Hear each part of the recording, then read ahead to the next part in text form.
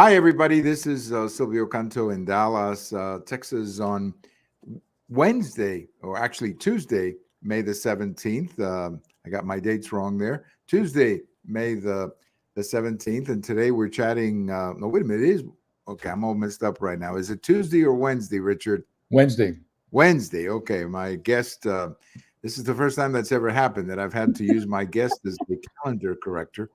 But it is Wednesday, the 17th. So I was hoping to introduce my guest in a different way, but let me introduce my friend Richard Baehr, who I got to know several years ago through the American Thinker.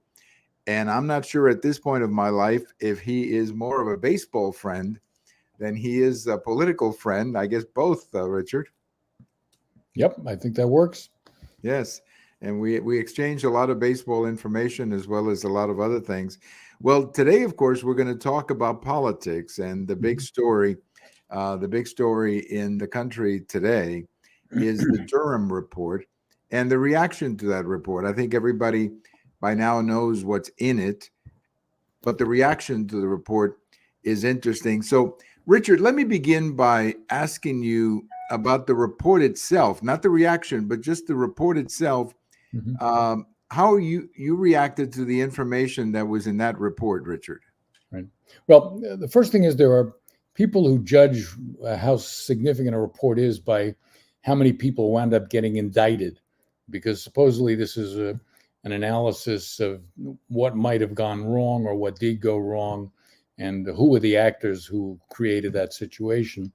And this is a long report, and it follows a process that was close to 4 years, where 3 people were brought up on charges, one of whom was convicted, got a suspended sentence, served no jail time. The other 2 basically got off. Though then again, if you're trying to be someone accused by a special counsel appointed by Donald Trump and getting a conviction in Washington, D.C. is kind of like getting a fair trial for Donald Trump, say, in New York City. So it's unlikely. But the report itself is carefully done. I can't claim to have read all of it. I've read sections of it. I've read many articles that are reviews of it. And I think Durham's a serious guy, just as Michael Horowitz was, who did an earlier and IG report. And they both sort of came to similar conclusions that this was what appears to be a pretty politicized reaction to charges within the FBI, and reflected a certain fear of a Trump victory and a certain effort to use this material, which was being presented in as serious a way as possible, to try to derail him. And that's not the FBI's function. And the politicization aspect says nothing about the people all the way down the ranks of the FBI and the people who do most of the work, but it's really a leadership role here. And unfortunately, when you appoint people and they're your people, you expect a certain degree of loyalty. And it doesn't look like that's how this was done, especially with James Comey after he took over after Trump. And then he didn't last long, but in part it was because of his involvement in this effort. Yeah. I found interesting how, and again, all 306 pages is a long book to read, but I think I've read enough to get the gist of it. And what I thought was fascinating is how easy they were able to get this investigation, or whatever you want to call it, or the case against Trump, how easy they were able to put that together, which would suggest to me that they need to tighten up a little bit the rules and the FBI for future reference. I find it troubling that some people on the other side are saying that this is a nothing burger. Mm-hmm. And I find that troubling because I don't think they would be saying that if a future FBI was going after a Democrat candidate. Mm-hmm. But I also think that the people who are saying that this is a nothing burger, they need to maybe go to the psychiatrist and try to get Trump out of their heads, because this is, I think, pretty serious, having come from a Latin American culture where the police is politicized a great deal. Obviously, the FBI is not a police but it's a federal police. Right. And the idea that you could, politicize something this much, I find that extremely troubling. Just as a citizen, there's also something else that I found troubling. I don't know if you did too, and that is the idea that apparently President Obama, was aware, or at least was told about this at a meeting. Now, that doesn't mean he approved it. That doesn't mean he went along with it. But I'm curious. I would love to know what President Obama's role in all of this is, because that would complicate things a little bit, Richard. Right.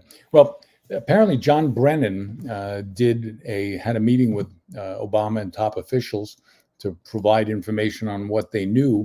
But I think your point is really a very important one, which is that there wasn't what you'd call a healthy skepticism about a report that was unsourced, that came from one Australian diplomatic official in England who had one conversation with one individual who spoke to Trump, working the Trump campaign, and had apparently overstated his role in that campaign. There was almost an eagerness to pick up on this story. And generally, in a legal system, you want to provide the opportunity for exculpatory information so that you can dismiss charges. You don't have to launch full investigations of things that aren't going to go anywhere.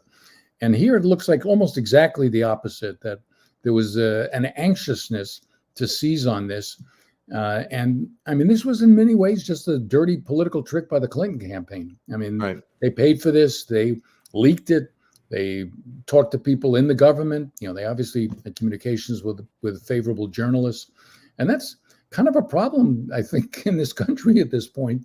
As much as I'm happy to be here, that we're beginning to get kind of dual standards of justice. Right. And that's the perception people have. Even if it's not true, it's the perception people have because of things like this. Right. I mean, you talked about a nothing burger. I don't want to go on too long and give you a chance here, but the Mueller report, when that came out and basically dismissed the collusion charges, the same people who were saying this is a nothing burger were saying that William Barr had distorted the real report, and it was much more serious and complex. So that was a triple cheeseburger when the Mueller report came out, and this is a nothing burger. Yeah, no, I think it's remarkable, and it's remarkable because they're smart people, and I think we can all have our own favorite parties or political candidates, but the idea that the FBI would be that quick to start an investigation, I mean, that should be troubling to everybody. I don't care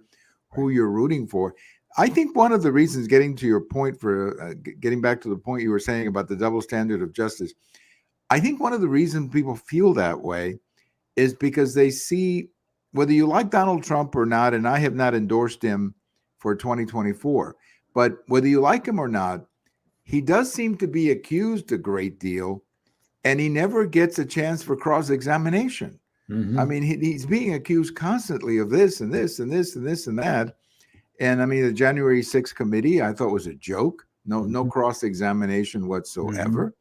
And this thing, and then you have people in some of the, I say maybe not so much the media, but some of the cable news programs. I'm not sure if that's the same thing as the media, basically defending it.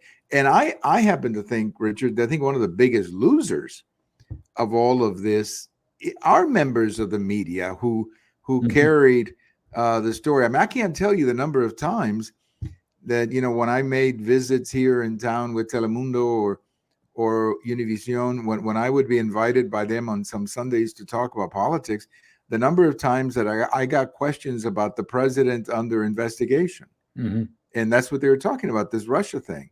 Right. It was I had a guy one time debating with me saying that he was 100% convinced that Russia and Trump were connected. I haven't talked to that guy since, but if I see him, I love to ask him, please tell us the evidence, because nobody could find it. So I just find the reaction of the media, and I think that feeds into this talk of double standard and sense that people feel that it's not working maybe the way it should, Richard. Yeah, I think at this point, most people perceive the media as well as high government officials in what are supposedly neutral positions, such as the Central Intelligence Agency or the Federal Bureau of Investigation, as actually being members of teams. They're on your team or they're on the other team. And that's the initial reaction people always have when some story breaks is, how does it affect our team? Does it help or does it hurt? And based on whether it helps or it hurts, that will dictate what the journalists' take on it will be. I was amused this week because there was a column by the publisher of the New York Times, in the New York Times, about how the Times Standard has to continue to be independent journalism. I mean, they set the agenda every morning for every television station in the country as to what stories they're going to cover. They tell you, push this, and this is how you should push it. And right. Well, I love I would love to have Maggie Hagerman of the New York Times tell us about all the stories that she wrote about this Russia thing. And again, it's nothing personal against these people. It's just that they're smart. I mean, they're bright, they're capable. Yeah, but they have a role, and their role is not the truth. Their role is to get the best outcome they can from what's out there. Well, if you have a reporter who for 2 to 3 years is running these stories about a connection between Russia and Trump, and all the connections are based on sources familiar with the information or with the investigation, you have to ask yourself, I mean, maybe I need a different profession because I've got some pretty bad sources who are feeding me. I mean, it's amazing how much. And I think the tragedy of all of this, that it paints the media all one way, when in fact there are many in the media who did not jump on this, who were more responsible, I guess, in their coverage, and they're being painted the wrong way. Now, I have changed, though. They've gotten more partisan. Yes, in the 6-7 years since this started. Unfortunately, they really have, and I wonder how much of that has to do with ratings. I don't know. Yeah, certainly in the cable. They made a lot of money off. The networks made a lot of money off of broadcasting the entire 1-hour Trump rallies in 2016. Yeah, it's funny. People say that Trump, or that the Democrats always win inside the newsroom. That may be true, but I think the people who sell advertising must all be Trump supporters, because it's a heck of a lot easier to sell advertising when you're talking about Trump than everybody else. But that is the way it is, and I think they've hurt themselves immensely. Look at CNN and the audience drops that they've had. I mean, you were telling me earlier today, and something that I read about yesterday, how like 350,000 people watching this network. Here's a country of 330 million people. Right. And you've got, I mean, there were more people watching baseball games last night than watching CNN on prime time. I mean, it's amazing to me how that works. Do you see any consequence, Richard, out of this report? Do you not, I don't mean somebody going to jail, but maybe somebody saying, hey, let's look into this and have further discussion. Do you see that? I don't. I actually think that in terms of impact, this will not be great. I think the Mueller report and Baehr's summary of it and early release of it really took a lot of force out of what the left had been pushing for 3 to 4 years.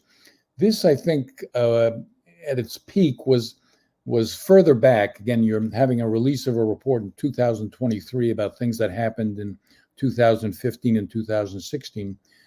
I mean, I think most of the people in the country don't care. And that's unfortunate, because in many ways, this looks like a setup. It looks like a coordination between a political party and a campaign, and officials in the government and journalists acting as go-betweens or supporters. I mean, it's not a nice story. It's not a good story. And yet, because of the fact that it hasn't led to criminal sentences and people being put away, and it's a long report, which makes it more difficult for people to read it themselves and form their own conclusions, I think it'll be short-lived. Yeah. Well, I think you're right, but I also wonder, I wonder if that's because the objective of the report was not criminal. I mean, he was not given a criminal task. Right. He was given, I mean, I sometimes think that what he was asked to do was to, like to do an analysis of a situation, much like people would do in a business situation, or like a front page story on a Right. newspaper that just goes into details of what happened. And maybe that's what it is. I don't think that the Democrats or the Republicans in the House are going to forget it. They're already talking about inviting Mr. Durham for a Right. session in that Yeah. committee. So hopefully, And those that actually is a good opportunity, because if you get someone in front of a committee, again, probably only Fox will broadcast it live at this point because he'll be viewed as the enemy of their side. But it's difficult, even if you're a member of the Democratic minority, for instance, in the House, to try to attack a guy who issued a report, which is not a scathing document. I mean, it's written with nuance, carefully. Again, it's lengthy, as you mentioned, 306 pages. So you got to be careful that you don't look like you're attacking a messenger when the messenger didn't deliver any knockout blow to you. But on the Republican side, I think they'll try to get as much mileage as they can from this. But back to your earlier point, January 6th, and how so many other things like that now have become sort of a common consumer affair. It's the first time in American history that the nominees to a committee appointed by one party were thrown out by the Speaker of the House. right? I mean, I know. that one is just sort of passed people by. It's like not a big deal. You're talking about cross-examination. They eliminated anyone who would ask questions that didn't form the party line. Right. I know that was unbelievable, especially for those of us who may remember the Watergate hearings and having both sides, or even the Iran-Contra hearings having both sides. I mean, that was incredible. Let me go on to another issue here in the time that we have, and that is 2024. I continue to believe that it's still pretty early to make a lot of calls. Yep. The conventions are, I guess, in July or August, which is a year and a half or 15 months. 15 months, yeah. I still think that anything can happen. Obviously, everybody's talking about Trump, DeSantis. I think anything can happen on the Democrat side too. So I want to wait, I guess, about 6 or 7 months before I feel that I can support one guy or the other, or before I feel that something is going to happen. At this point, everybody says Trump, DeSantis, but you never know. There may be another person who comes in who shakes up the arena also on the other side, Richard. Yeah, I mean, there are a couple of things. First is there's, again, sort of a media line about the Republican race, because in the Democratic race, the challengers are only Marianne Williamson and RFK Jr. And I actually believe that if Kennedy didn't have the speech defect he has because of his illness, he'd be at 30 or 40% now, not 19, because that's how weak a candidate Biden is. I mean, even people on the left, committed Democratic voters, are not thrilled about Biden running again. They see the deterioration in his capability over the last 2 years. And it's kind of scary to think he's going to be running the country at 86 with, and what our opponents in the world, China, Soviet Union, Russia, Iran, how they must view the United States led by such a person. But on the Republican side, clearly Trump has benefited from essentially obtaining victim status because of the actions in the Manhattan court, the two Manhattan courts actually, and the media, especially the left side of the media, are anxious to trash DeSantis because I think they fear him. They think Trump is an easier candidate to beat than DeSantis. Trump has clearly a loyal constituency, but the question is, who didn't vote for him in the last two times is going to change his mind and vote for him this third time? I think that's a very small pool of voters. So I think he sort of has peaked in terms of the capability of how many people he can get to the polls. Maybe Republicans can do better on mail ballots and everybody will benefit. But I think, like you say, it's too early to tell. DeSantis isn't an official candidate. I expect his numbers to go up once he enters. I mean, he has made a couple of mistakes. I don't think he should have gotten involved in this Kentucky primary for governor, especially late in the game. His comment about Ukraine, he had to sort of walk back a little bit. And a national campaign's different than a state campaign. I mean, you learn this when you do it. Someone who's always been a media performer like Trump. It's a different situation than someone who actually is a working governor. And that's DeSantis' best argument. He's been an effective governor. The fact that Florida gave a 19% win in a state that's always 1, 2, 3-point margins for the victors is kind of remarkable. I mean, there's only been one time that a candidate won by over 10 points statewide in Florida before this in the last 20 years. Yeah, no, I agree. He's got a lot of things going for him, DeSantis, but it's different. You're right. It's different running a national campaign. I mean, sometimes candidates have to run and lose, like Reagan in '76 or other cases, and then come back. Right. No, that's true. And sometimes that can happen too. But I like DeSantis a lot. I think he can be very effective. I also think there's some other candidates. Sure. Put a plug in for our Governor Abbott, who probably nobody's thinking about, but I think has been a very effective governor. I like governors in general. I mean, I do too. Like someone who's been an executive. That's right. And I like Governor Youngkin a lot in Virginia. And that's because he's in tune, or he's connected, I should say, to one issue that I believe will be a strong issue, and that is public education and school choice. And he won in a state that's become almost a blue state. Yes, that's no right. Easy thing to do. That's right. And then I like Governor Kemp of Georgia. He seems to be a level-headed guy. So, I mean, there's a lot of good choices out there, and I'm sure I left out a couple of them, but there's a lot of good choices out there, which I think could make for a more interesting Republican primary. I don't see a lot of choices on the other side, though. Yeah. Well, I mean, if Biden stays in the race, in other words, if there's a point where the Democratic leadership says he's going to go down even to Trump, they'll force him out. And if they force him out, you have elected officials who could step in to try to compete. Governor Newsom, Governor Whitmer of Michigan. You also have Michelle Obama, which is kind of the wild card out there. And there was an article just in the Wall Street Journal by a former Clinton pollster saying that she would be a very strong candidate. Hint, hint. Don't risk a defeat with Biden. And even he reflects the sort of Democratic view that Trump is almost an alien. And the idea of keeping him from the White House justifies all the legal charges. How many other people in the country would be brought up on all the charges Trump has in as many venues if he weren't Donald Trump and he weren't a past president and running for president again? I think for all his personal foibles, which are probably many, there's clearly a targeting going on here. Oh, absolutely. No, I've never seen anybody targeted like Trump. But, there's never really been a Donald Trump before either. Right. Well, Richard, I wanted to ask you one more quick question about what was your reaction to the CNN town hall meeting? I'll quickly tell you mine. My reaction was that I thought it was supposed to be a town hall meeting. And it became, this lady, Caitlin Collins and President Trump arguing, which I really didn't want to watch that. I thought the questions coming from the audience were really good, Richard.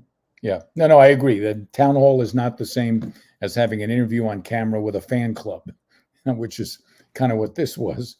Right. And, I think CNN was sort of trying out this woman and see how she does in a national venue like this with a lot of pressure on her.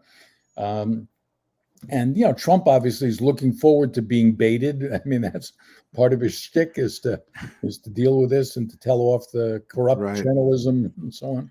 Right. So, I mean, both of them got what they wanted from it. So that's right. Well, I think Trump got what he wanted. I'm not sure that CNN got what it wanted in the sense that they're still down in viewership. So I don't know if they did. But I want to thank you, as always, Richard, for joining us and for your time and for all the great work that you do. I want to thank you very much, and hopefully we will do this a couple of more times as the 2024 campaign unfolds over the next year or so. Richard, thank you so much for your time. A pleasure to be here, and congratulations on becoming a regular columnist for American Thinker. Yes, that's always a lot of fun. I always try to write something different. Hopefully the editors over there don't think that I use too many examples from pop music to make my. I think they're very happy with your material. Well, thank you so much. And if anybody from American Thinker is watching, thank you for giving me an opportunity. Have a great day, Richard, and we hope to do this again very soon. Bye-bye, everybody. Very good. Thanks, Silvio. All right, my pleasure. Our good friend Richard Baehr, as he joins us today. Richard, of course, I met him through the American Thinker, and we stayed in touch. But my reference to the baseball friendship that we've developed is that we communicate quite often about baseball. We both have an interest in that, and that's something that we both love a great deal. Thank you for listening. This is Silvio Canto in Dallas, and we'll talk to you later. Bye-bye, everybody.